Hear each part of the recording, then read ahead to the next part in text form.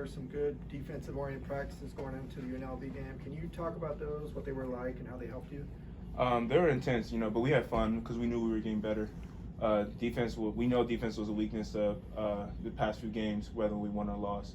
So we just been focused on that. We've been going hard, challenging each other, and it was fun in practice, to be honest.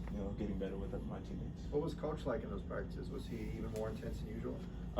Coach, no, he always keeps the same intensity. It's just very intense, but he just pushes us to make us better. So we don't really, we don't really take it personally. At the end of the day, he's trying to help us. He's trying to make us better players and a better person. Do you feel like you can carry that going forward now? The defense. The defense, we're just trying to get better, practice by practice, game by game. So it's up to us. So we'll see what happens with that. My hope is that we just we learn from our mistake and we just keep getting better. We want to be better, not just the same. We don't want to plateau. 7, 8 games in the season, we want to get better. You're looking at a lot more explosive this year. What was your off-season training regimen like to get to that level of explosiveness again? It was just a bunch of band work, it was more mental and a bunch of band work. I've been exercising, I've been working hard. I hired a couple new trainers, so I've been trying to diet, nutrition, sleep. I've just been on it trying to push myself. So I just want to be the best possible player I can be for the team and help just contribute and just be my best self, because that's why I take my role very seriously on the team. No matter where it is, I just want to be my best, and I have to put myself in a position to be the best I can be. Towards the end of last season, you were working on it a little bit where you're getting more mid-range back in your game, but then this year it seems like you've taken that to another level. Do you attribute that to maybe the improved athleticism, or is it more of a commitment on your end to do it? It's pretty. I think it's both. I have to be able to get there. I have to train my body, and I just have to get used to it and trust the work I put in the off season. My trainers always tell me trust your work, trust your work. So I've been trying to open up my game because I feel like the mid-range and three will be a huge weapon for me in opening up and scoring abilities and making plays for other people as well. In pregame, like layup lines and stuff, you've been kind of throwing down some dunks. You had that one fast break a few weeks ago. Is your vertical gone up, do you know, or is it just finishing more, you think? We test our vertical from time to time. My vertical overall average has gone up, naturally. So I just take that very seriously, and I just take it day by day.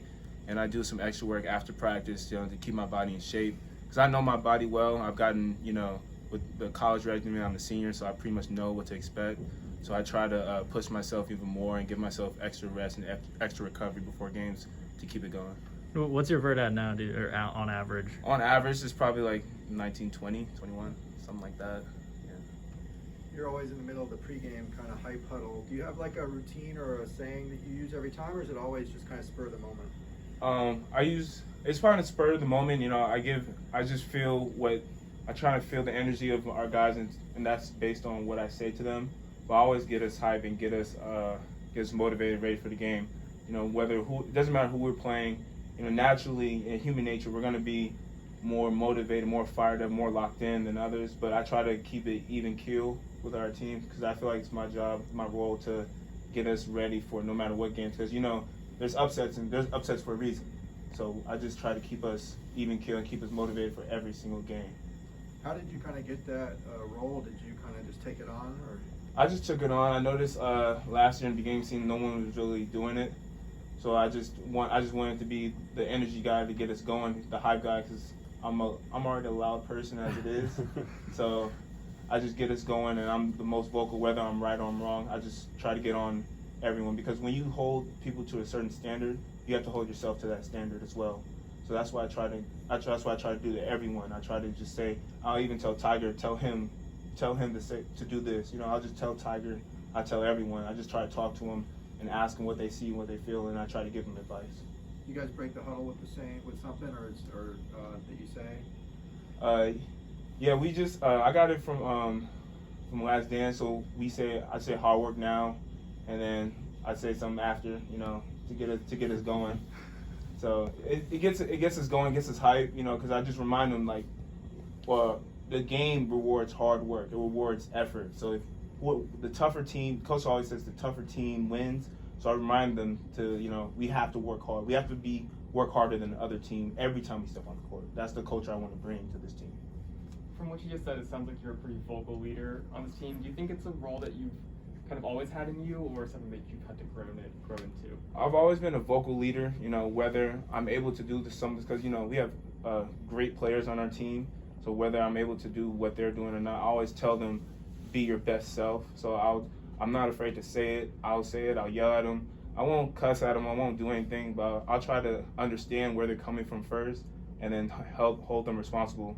Because at the end of the day, they know I'm trying to make the team better. I'm trying to make myself better. So we all have the same goal. So they'll listen, they'll talk, and we'll talk it out.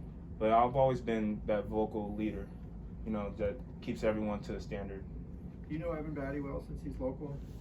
Me and Evan and I, we went to elementary school together. Oh. Yeah, we grew up. We lived in the same neighborhood Wow. for all our life. That's my best friend. That's my brother. Wow. You know, I hang out with him all the time in the summer. You know, we work out sometimes together.